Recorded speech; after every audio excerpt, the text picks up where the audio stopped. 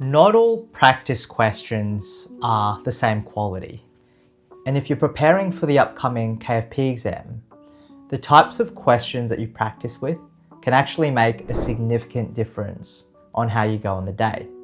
It's not just about doing as many questions as you can and memorizing facts. It's about doing questions that are really high quality, that reflect the actual complexity and the structure of the questions that you're going to do on exam day. It's almost like practicing for a marathon by doing 100-meter sprints. If you're practicing in the wrong way, then you can actually set yourself up for failure. And that's something that we're really passionate about and really wanting to educate other candidates on when it comes to preparing for the KFP exam. With that being said, our cases are designed to be as similar as possible to the actual RACGP KFP exam. I will go through an example now with one of our cases and how we try our best to really make it reflect the complexity, the nuance, and the variation that's required to best prepare candidates for the exam. So having a look at this, we've got Neil, who's an 84-year-old gentleman. He's brought in by his daughter for review after his third fall in the past 6 months. I won't go through and read the stem, but as you can see here, we've got several medical conditions, several medications that Neil is taking. You can see his examination findings here, as well as investigations and an ECG that needs to be interpreted. So it's not a very short case with no comorbidities, no medications, and you're just kind of rote learning and listing out causes for falls, but you're going to have to take a lot of these different features which are specific to Norman, and you need to tailor it to help to guide your answer.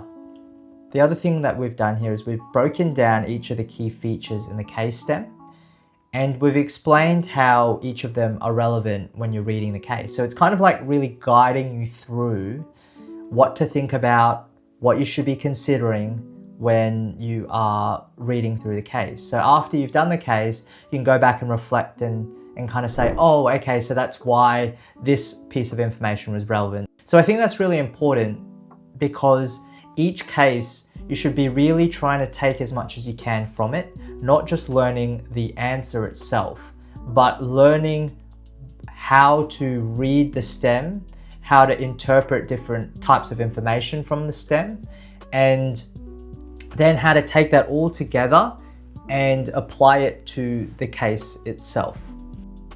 The other thing I wanted to emphasize is that it's really important with all of the KFP MSQ questions that you do, that each case is based on official Australian guidelines like ETG, AJGP articles, MERTAGs, up to date. But not only that, it's really important that the questions show you where in the guidelines the answer was taken from and explain why the answer is correct in this particular situation. So you may see a lot of other resources out there and they might list references and guidelines, but they don't actually show you where in the guidelines they are, and they don't actually rationalize the answer according to the guidelines. And so you may be walking away thinking, okay, this is now the correct answer for that case, but it may be setting yourself up for failure. So it's really important to be able to cross-check all of the answers with the actual guidelines so that you can feel confident that going into the exam, you're learning the absolute most up-to-date and correct information. And that's why we even show you screenshots so that you can go to the guidelines yourself and have a look at where we derive the answers from and make sure that all the information you're learning is 100% correct. So having a look here, you can see we've got a few screenshots of guidelines, and down below you will see the references of where the guidelines came from. So Australian Prescriber, ETG, RACGP. The other thing that I want to emphasize is that it's really important that the rationales explain why an answer is correct or incorrect and that it makes sense to you.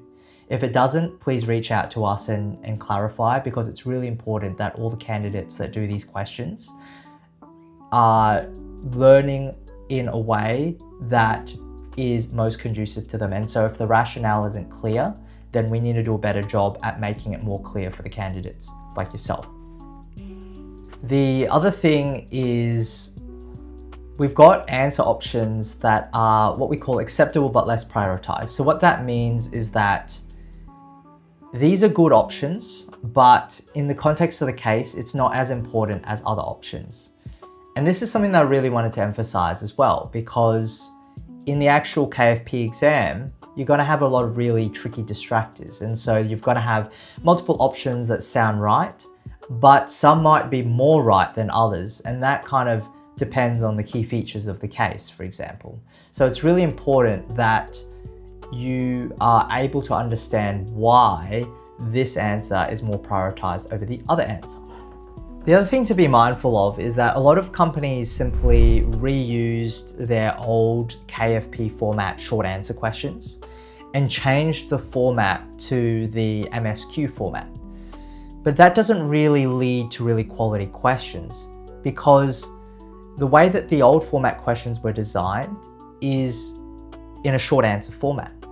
And when you apply it over to a multiple choice format, you lose a lot of the really tricky distractors and the nuance that make a multiple choice question really, really difficult.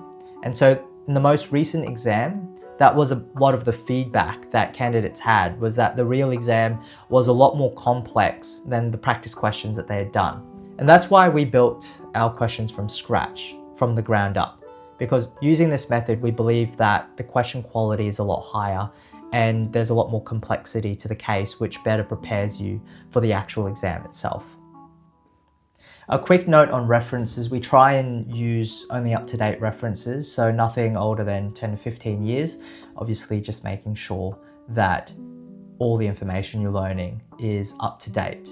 And finally, we like to finish each case with case learning points or key takeaways. What this does is it helps you to know what are the pertinent facts to take away, so that when it comes to close to your exam time, you can just skim through these points and kind of revise them only, rather than trying to learn the whole case again. With that being said, I wish you all the best in the upcoming KFP preparation. Please feel free to reach out if you've got any questions, and feel free to try out our questions. You get 10 sample questions for free, and if you buy the actual question bank and you don't find it helpful, then you also get a 7-day sleep better at night money back guarantee. So give it a go, and wish you all the best with your preparation.